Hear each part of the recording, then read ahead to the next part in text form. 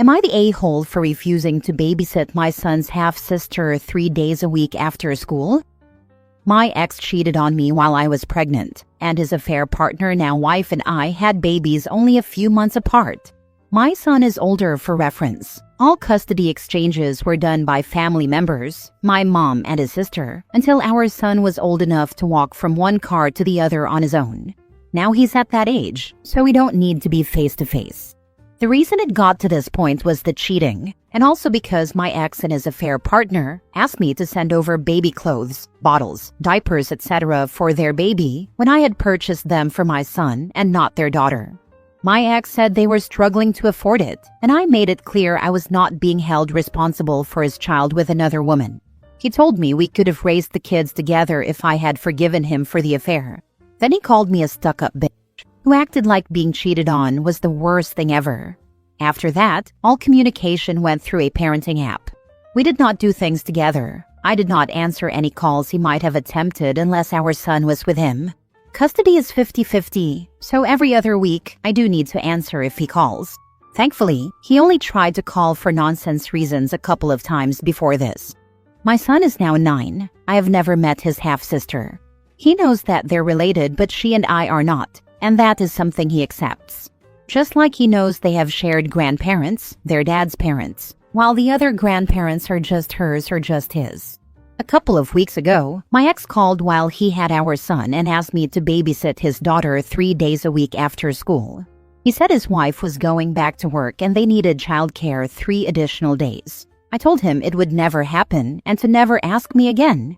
But ask again he did, this time via text, and I ignored him. He tried to make the request through the app we use, and I simply replied one time that I had said no when he called, and my answer was still no. His wife tried to call me and then texted me 10 times, saying I needed to be a better mother and put my son first because, even though I hate it, her daughter is my son's half-sister, and they should be allowed to grow up close, being so close in age, and her daughter should be loved and accepted by me. I ignored her texts. My ex has tried to guilt-trip me with how much they've been through because his wife had stillbirths and miscarriages after their daughter. He has tried to force my hand by getting our son to ask me. At one point, he even said he would come over to my house with his daughter, so I could meet her and we could agree to this. I let him know I wasn't going to answer the door if he did this. He even tried to get his attorney to order it. There was brief contact between the attorneys. Mine laughed at his poor attempt to force my hand and told me to continue ignoring him. Am I the a-hole? Now for the top comments. Why would you even consider this? Full stop, you need to have more respect for yourself. Your only responsibility is your son. I wouldn't consider it regardless, but I did question if that made me the a-hole, and largely because I have seen similar topics on my social media feeds. And people generally expect you to be one big happy family with an ex, even if they cheated, and to treat all kids like family. It made me wonder if I would be told I'm an a-hole and should suck it up and look after her. Not the a-hole. The miscarriages and stillbirths must have been heartbreaking, but not sure why they are even trying for more kids if they are struggling financially with the ones they have already.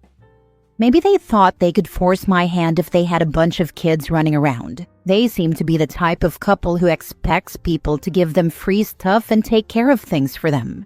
All I know is they could have had 10 kids and my answer would be the same. I'm sorry, what? Your ex who is financially struggling paid a lawyer to force you to babysit?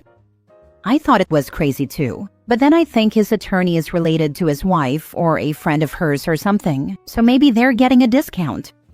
Not the a-hole. However, I think you need to ask your lawyer to file a motion to have a judge order him to stop harassing you. Also maybe for more custody.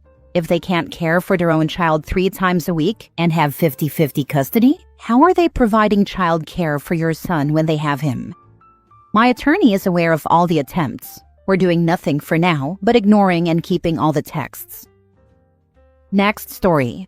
Am I the a-hole for telling my stepbrother's wife she's obsessed with me and imagining I want my stepbrother and ruining Thanksgiving in front of my entire family?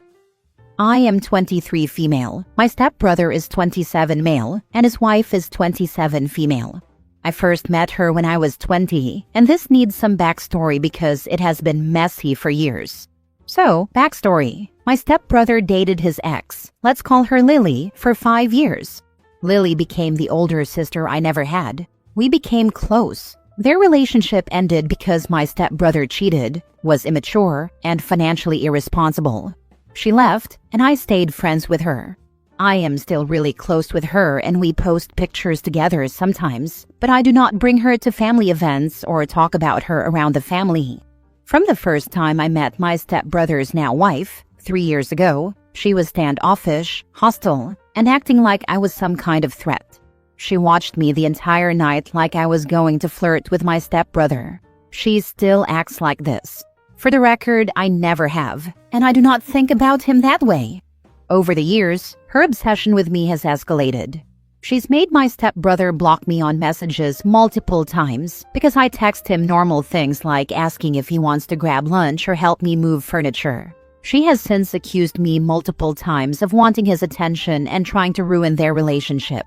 This has put our parents in really awkward positions because she's made this a family issue.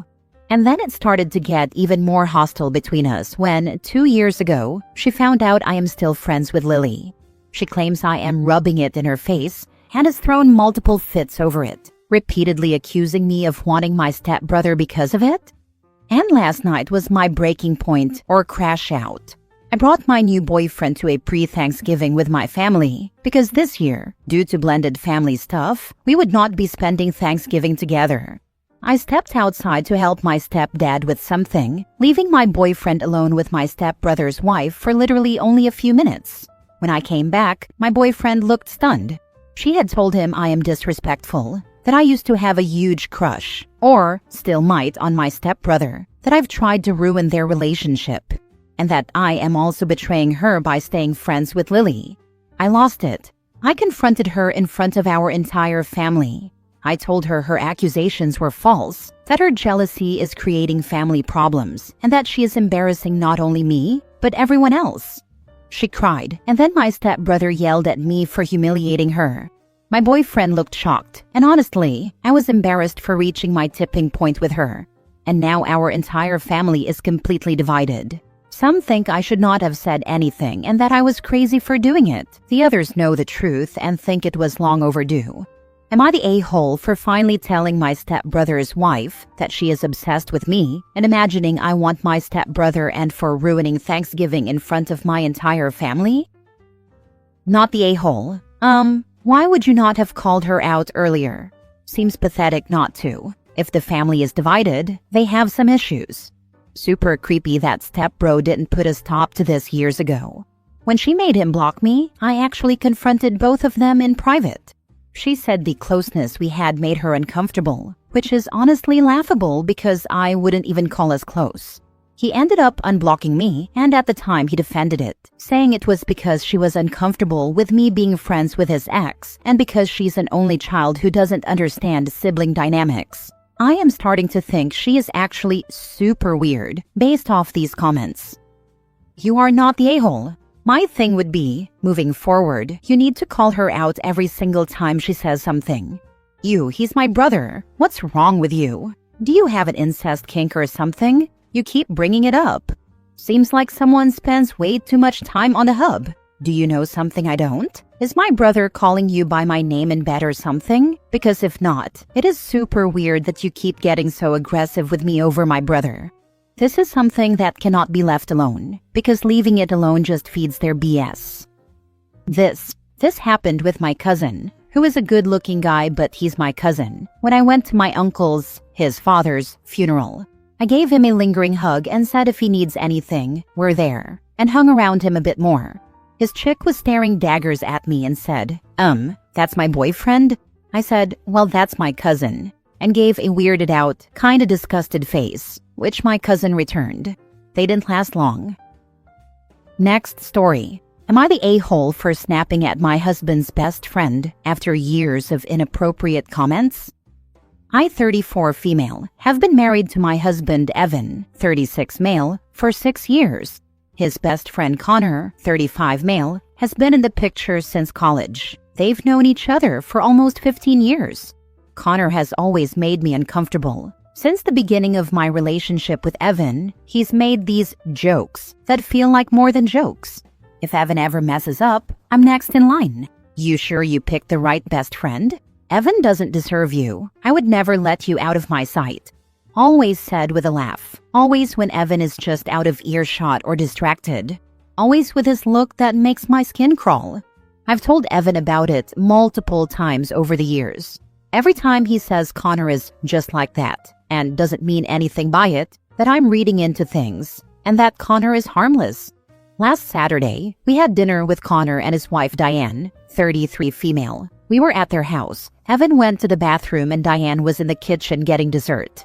Connor leaned over and said, "You look incredible tonight." Evan's a lucky guy. If you ever get bored of him, you know where to find me. Something in me snapped. I said loudly enough for Diane to hear from the kitchen, "Connor, I need you to stop making comments like that. It's inappropriate. It's been inappropriate for 6 years. I'm married to your best friend, and I don't want to hear one more word about being next in line or what you'd do if I got bored. It's disgusting." Diane came out of the kitchen and asked what happened.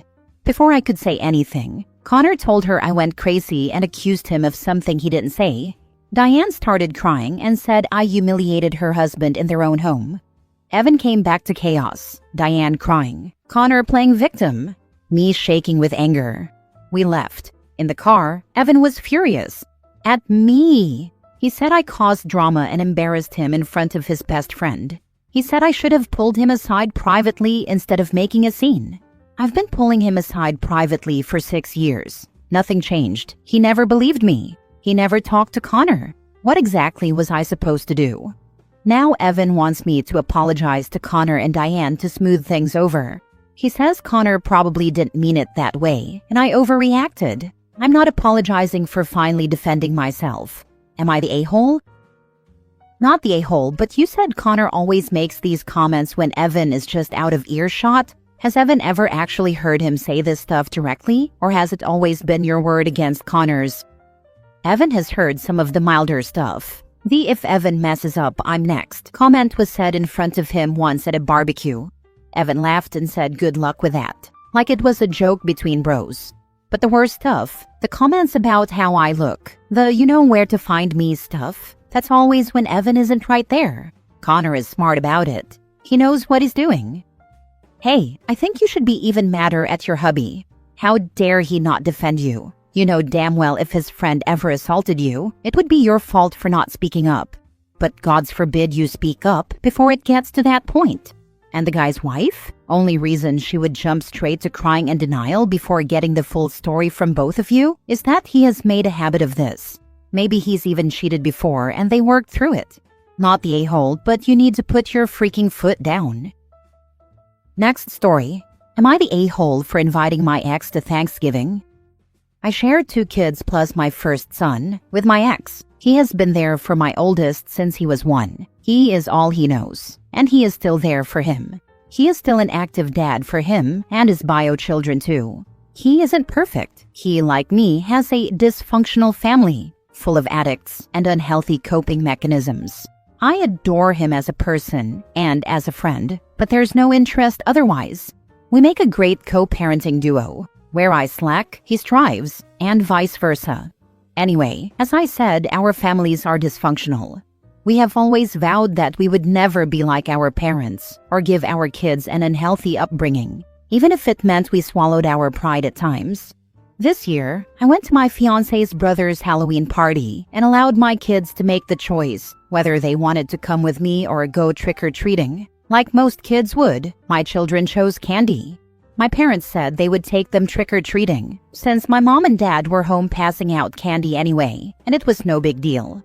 Side note, my mom and stepdad or dad are my only stable family, and they became his too. He can still call my mom with stuff, and I stay out of it, because I know I'm lucky to at least have her, and honestly, I'm grateful he can call our son's grandma with stuff.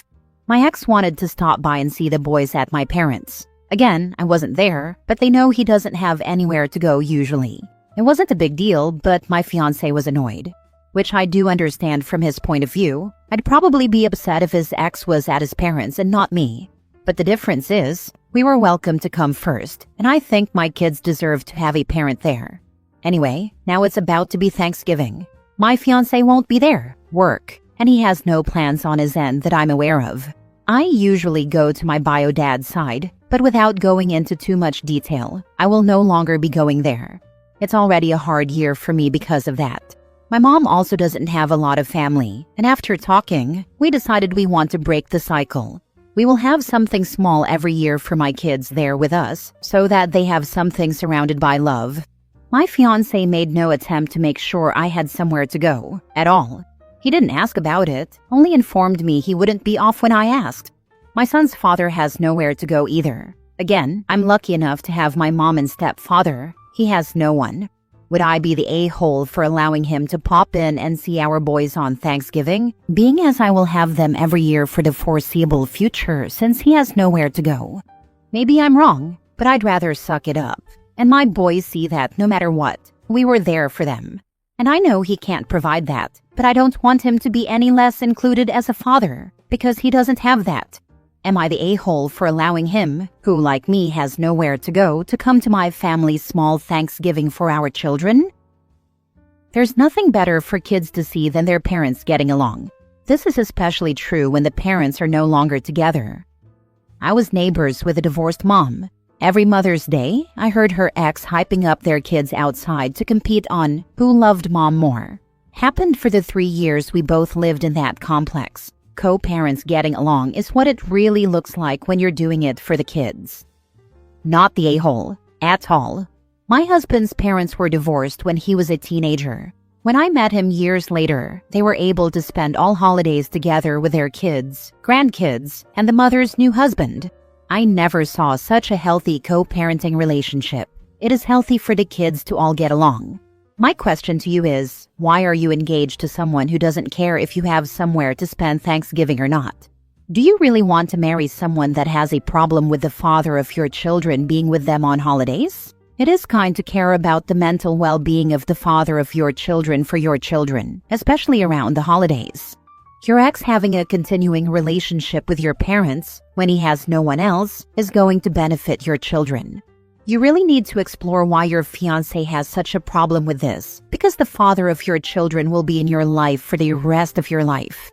He should understand you need to do what is in the best interest of your children, and as your fiancé, be proud of you for being mature enough to do this for your kids. Please go to premarital counseling and make sure your fiancé isn't going to make this a problem going forward.